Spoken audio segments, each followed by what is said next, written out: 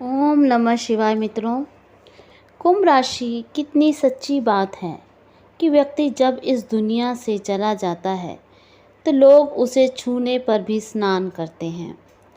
उसे मिनट्स में बॉडी का नाम दे दिया जाता है।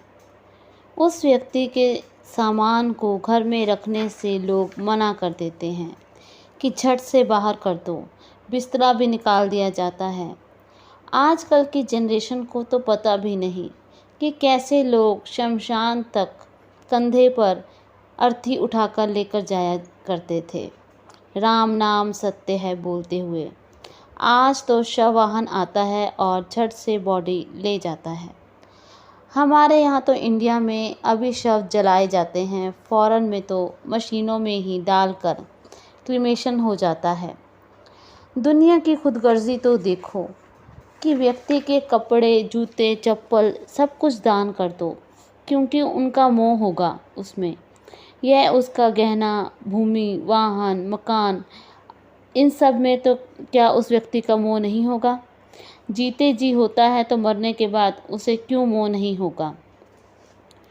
अगर उसकी आत्मा सब देखती रही तो मोह ज़रूर होगा उसे इंटरेस्ट होगा कि लोग उसकी प्रॉपर्टी का, उसके पैसों का क्या कर रहे हैं, उसके घर वाले।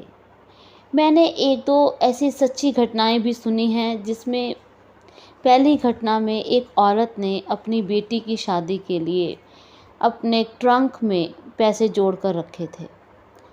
80,000 रुपये उसने मेहनत करके जोड़े थे। ये पुराने ज़माने की बात है और उसने बहुत ज़्यादा मेहनत करके वो पैसे जोड़े थे। वह औरत जो थी उसने किसी को बताया नहीं था कि उसने ट्रंक में पैसे रखे हैं।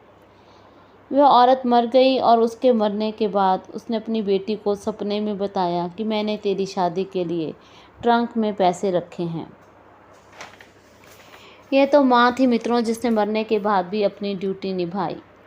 एक और सच्ची घटना में, एक केस में एक हस्बैंड की डेथ हो गई और वह मरने के बाद भी अपने सदस्यों के पास काफ़ी सालों तक रहा, अपने परिवार के साथ।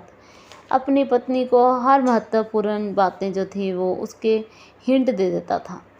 जैसे सपने में आकर उसे बता देता था किसी भी प्रॉब्लम जो उसकी बीवी को होती थी, वो उस प्रॉब्लम की सॉल्यूशन उसको सपने में आकर देता था। जैसे बच्चे छोटे थे, एक बार उसको फ़ीस देने में बहुत ज़्यादा प्रॉब्लम आ रही थी, तो उसने बताया कि उसके हस्बैंड ने उसको सपने में बताया कि मैंने फ़लानी फ़ाइल में पैसे रखे हैं, इससे तुम्हारा काम हो जाएगा।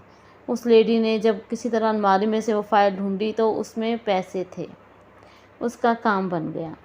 बच्चे बड़े हो गए तो उनकी शादी की चिंता हो गई उसे, तो उसके हस्बैंड ने उसे यहाँ तक बता दिया कि इस जगह बात बन जाएगी, तू चिंता मत कर।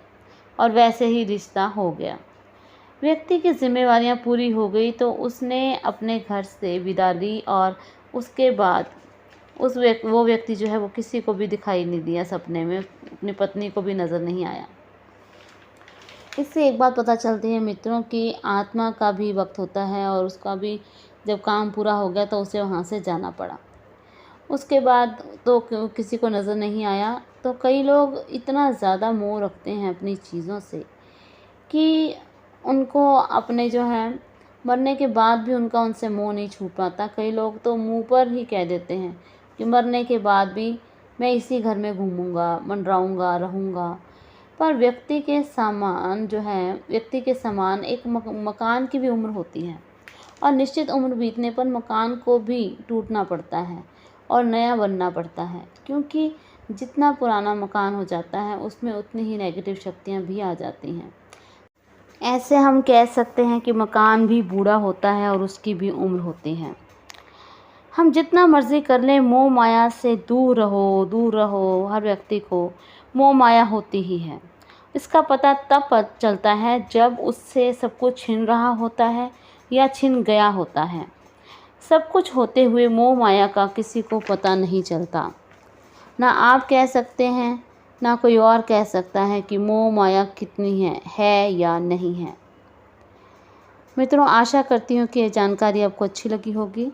अगर आपको ये जानकारी अच्छी लगी हो तो चैनल को सब्सक्राइब ज़रूर करें और कमेंट में ओम नमः शिवाय ज़रूर लिखें। धन्यवाद।